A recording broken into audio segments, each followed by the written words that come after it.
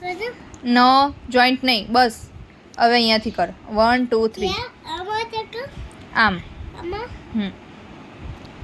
ત્યાંથી લખાય કોઈ દિવસ ઓમુ? અહીંથી લખ. ચલ લખવાનું સ્ટાર્ટ કર. અહીંયા તને કીધું 1 2 3 1 2 3. હા કરો. નો અહીંયા લાઈન કરો, લાઈન. Bye bye. આગળ પેલો છે ને ગેટ હાઈવે વાળો, ત્યાં આગળ જ મૂકી દેજે. અને પેલે એવું કે ને કે એના મેમ નહીં આયા એવું કશું હોય ને તો કે મેમને બોલો પછી દાને મોકલીશ એવું કહેજે સિક્યુરિટી વાળીને. બાય ઓમો. પગ નીચે મૂક બેટા.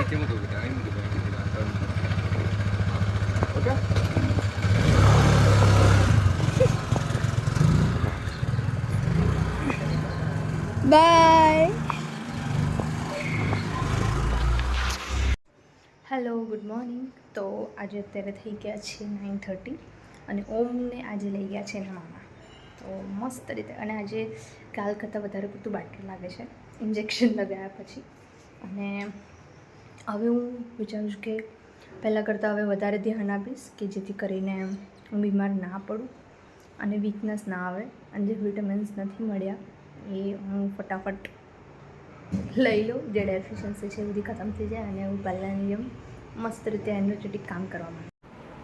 હેલો, તો બસ હવે અત્યારે મમ્મીનું જે 4 ધામ યાત્રાનું છે, પરમ દિવસ મમ્મી જવાના છે કેદારનાથ, બદ્રીનાથ. તો એની માટે આ વખતે હું વિચારું છું કે ટી-શર્ટ્સ અમે પ્રિન્ટ કરાવી લઈએ, જેથી જે મમ્મીનું મતલબ જે ટાઈમનું છે હજી વધારે થાય. તો એના માટે ટી-શર્ટ્સ આજે આપી છે અને એની માટે લોગો બી બનાવીને મસ્ત મોકલી દીધો છે. તો મે બી કાલ સુધી ટી-શર્ટ્સ આવી જશે. અને સેકન્ડ કે મેં મતલબ મારો જો ક્લાસ ચાલે છે અહીંયા આગળ બેનર લગાવ્યું છે, પણ મને એવું છે કે હવે બીજે બી બેનર્સ લગે, તો એના માટે બી આજે ડિઝાઇન આપી છે. તો કેવી ડિઝાઇન કમ્પ્લીટ થઈને આવે છે એમ તો મેં પ્રિપેર કરી છે, પણ સ્ટીલ કે એનામાં શું કે છે કે આ જે મેં ડિઝાઇન જે જનરેટ કરું છું, મતલબ જે બનાવું છું એનામાં ફક્ત ને ફક્ત તમે પેમ્પલેટ સુધી સીમિત છે. પણ તમારે મોટા પેમ્પલેટ્સ બનાવવા હોય તો એની માટે તમારે સાઇઝ અલગ જો એ જ સાઇઝ ત્યાં આગળ તમે કરશો તો પિક્ચર ક્વોલિટી ફાટી જશે. તો એટલા માટે જે ગ્રાફિક ડિઝાઇનિંગ હોય છે એ લોકોને મેં આપ્યું છે. તો લેટ્સ સી કેટલા ટાઈમમાં એ લોકો મને આપે છે કે ડિઝાઇન કેવી છે કેવી નહીં. કન્ટેન્ટ બધું લખીને આપી દીધો છે અને જોઈએ કે કેવું છે. ને ટચવુડ આજે બહુ જ સારું છે, મતલબ આટલા દિવસ પછી મને એવું થાય છે કે મને ઊંઘવું નથી, મને બસ કામ કરવું છે. અધરવાઇઝ મેં બેસી બી નથી શકતી આખો દિવસ, બસ એવું થાય ઊંઘી રહું. એટલી ખતરનાક, મતલબ મને નહીં ખબર કે મેં બીમાર છું અને પછી ખબર પડે છે લિટરલી. આવું મારી જોડે 1 મહિનાથી થઈ ગયું હતું અને મતલબ મને કોઈ કામ કરાય નહીં અને બસ એકદમ આળસ. મને કીધું આટલી બધી આળસું નથી. નો ડાઉટ મને જમવાનું બનાવવામાં કંટાળો આવે છે, પણ આટલી બધી નથી કે મેં ઊભું ના થઈને મેં કંઈ જ કામમાં રુચિ ના હોય. તો બસ હવે આજથી બહુ સારું છે ટચવુડ. આજે ભગવાન બધું સારું થઈ ગયું છે અને આઈ હોપ હવે જે રીતે મને કીધું છે કે તમારે કોર્સ આખો કમ્પ્લીટ કરવો પડશે, તો એ કોર્સ આખો કમ્પ્લીટ કરું અને મારી હેલ્થ હજી સારી થઈ જાય અને હું પહેલાંની જેમ ફરીથી વધારે પડતી એનર્જેટિક થઈ જાઉં. કેમ કે મને ખબર છે મેં આટલી લેઝી નથી, મેં બહુ જ એનર્જેટિક છું. મતલબ મને કોઈ કહેશે ને કામ કરવાનું છે 12 વાગ્યા સુધી, તો બી હું 12 વાગ્યા સુધી કન્ટિન્યુઅસલી કામ કરતી રહીશ, મને આરામની નહીં જરૂર. પણ મારી જોડે કામ હોય અને છતાં ઊંઘી રહેવું પોસિબલ જ નહીં. પણ થેન્ક ગોડ મારા મગજમાં એવું આવ્યું કે એકવાર હું ડૉક્ટરને બતાવું કે કેમ આવું થાય છે.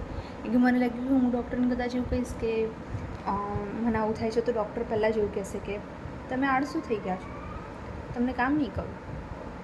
એટલે મને પહેલાં એ જ થયા કરતું તો ડાઉટ 3-4 દિવસ સુધી કે હું જઈશ અને ડૉક્ટર એવું કહેશે તો. પણ ના, ડૉક્ટર કીધું કે એવું કંઈ નથી, તમારામાં ડેફિશિયન્સી બધી ઓછી છે, એના લીધે તમારી જો બોડી છે કામ નથી કરી રહી અને જો હજી નહીં ઇન્જેક્શન્સ લો તો પૂરેપૂરા બેડ રેસ્ટ થઈ જશો. તો ચલો તો પછી આગળ જોઈએ કે આગળ કેવું છે. Let's see. તો અત્યારે બનાના કટ કરું છું, એ ખાઈશ. જોડે આ પિઝા જે અમારા પતિદેવે રાતે અડધા પતાવી દીધા હતા, એક જ પીઝો રાખ્યો છે. અને આજે ગાર્લિક બ્રેડ થાય છે ગરમ, એ આખી નહીં ખાઉં, અડધી જ ખાઈશ. તો આવી રીતે થોડું થોડું મેનેજ કરવાનું ડાયટ. જંક ફૂડ જોડે હેલ્ધી ડાયટ ખાવું જરૂરી છે. રૂમાલ રૂમાલ એ નીચે પડ્યો એનો રૂમાલ.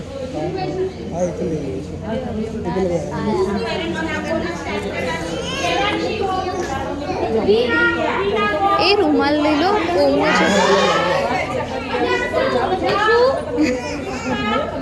ઓમ ઓમ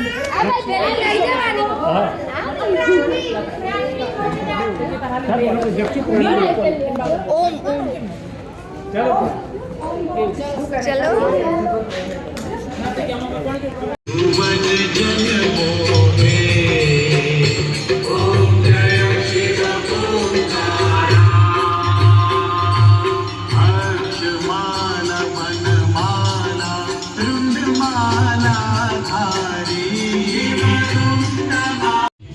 શું કહે છે?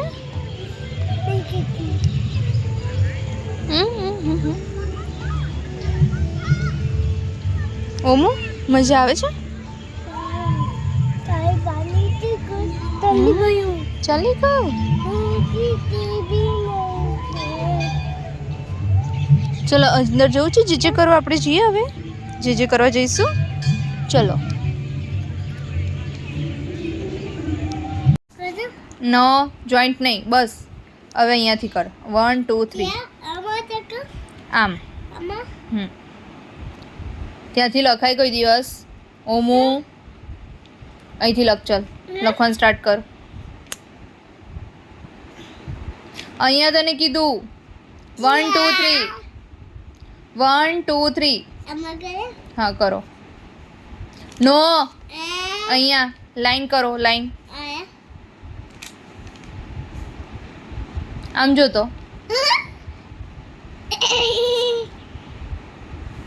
ચલ લખ. ચલ 1 2 3. એ થઈ ગયું છે, કમ્પ્લીટ છે. આ વાળું બાકી છે. આ કર. ચલ આવી રહ્યું. લે ચલ 1 2 3 કર દે. ચલ ફટાફટ લખી દે. ત્યાંથી પેન્સિલ પકડવાની. કઈથી શીખવાડી છે મમ્મીએ? ત્યાંથી પકડી છે. આગળથી પકડ. ચલ આ લે. આ લખો. ચલો 1 2 3 ચલો.